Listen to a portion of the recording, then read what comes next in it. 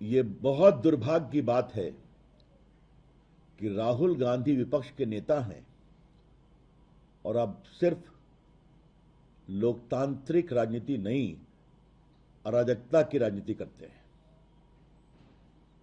अभी वो दिल्ली के पार्लियामेंट्री स्ट्रीट पुलिस स्टेशन पर धरना बैठे हुए हैं, बिना अनुमति के, बिना किसी पूर्व सूचना के। कभी प्रधानमंत्री के घर के सामने बैठ जाते हैं और अभी फिर यहां बैठ गए हैं। पुलिस सूत्रों से जो जानकारी मिली है कि जिस घटना का वो संदर्भ दे रहे हैं उसकी शिकायत लीक हो चुकी है, वो जांच का विषय है।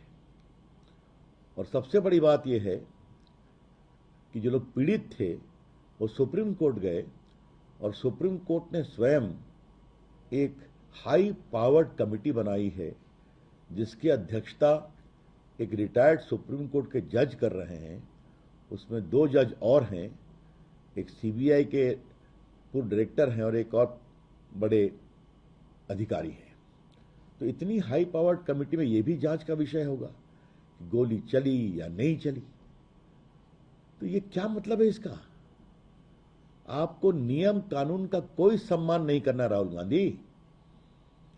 जो आपके मन में आएगा तो बस जहां जाके धरने पर बैठ जाएंगे और अराजकता फैलाना शुरू करेंगे। हमारी आशंका है और आरोप दोनों है कि वंदे मातरम पर जो कांग्रेस पार्टी ने स्टैंड लिया उसमें कांग्रेस पार्टी फंस गई है। और देश के सामने यह संदेश चला गया है कि कांग्रेस पार्टी जो 37 में थी मुस्लिम परस्ती के दबाव में, वही है 2026 में, जब उस समय के मुस्लिम लीग के दबाव में कांग्रेस पार्टी ने वंदे मातरम के 5 स्टैंजा के बदले 2 स्टैंजा गाने का निर्णय किया था। इसका भारी विरोध हुआ था।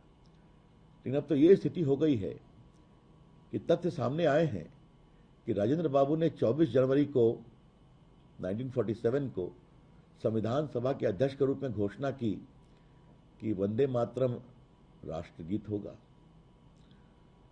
राष्ट्रगान होगा और फिर आपके जनगण मन राष्ट्रगीत होगा। ये तो सब रिकॉर्ड की बात है। ये तो नहीं कहा था राजेंद्र बाबू ने कि वंदे मातरम को काट छांट के गाया जाएगा। और जब 15 अगस्त 47 को भारत आजाद हो रहा था तो महान संगीतकार शास्त्रीय संगीत के ओंकार नाथ ठाकुर जी ने सरदार पटेल के आग्रह पर यह पूरा गीत गाया था, कहा तभी मैं गाऊंगा आकाशवाणी पर। और आज ओंकार नाथ ठाकुर के द्वारा गाया गया पूरा गीत 15 अगस्त 47 को उपलब्ध है आकाशवाणी के साइट पर। तो ये सब वो फंस रहे हैं रोज, तो फंस रहे हैं तो ध्यान कैसे बटाया जाए? तो अब ये अराजकता कर रहे हैं, इसके हम बहुत ही भर्त्सना करते हैं। स्पष्ट रूप से कहना चाहते हैं, कांग्रेस पार्टी राहुल गांधी की अगुवाई में अराजकता की पार्टी बन रही है। कृपया करके न करें। बहस होगी, कानून अपना काम करेगा, लेकिन जाके राहुल गांधी एक थाने में बैठ जाएं, वो भी 1 महीना पुराने एक मामले को लेकर जिसकी जांच चल रही है, जैसा मैंने बताया, तो स्पष्ट है कि कंपटीशन की पॉलिटिक्स है। यहां फिसलते हैं तो वहां खड़े हो जाते हैं। इसकी हम पूरी भर्त्सना करते हैं।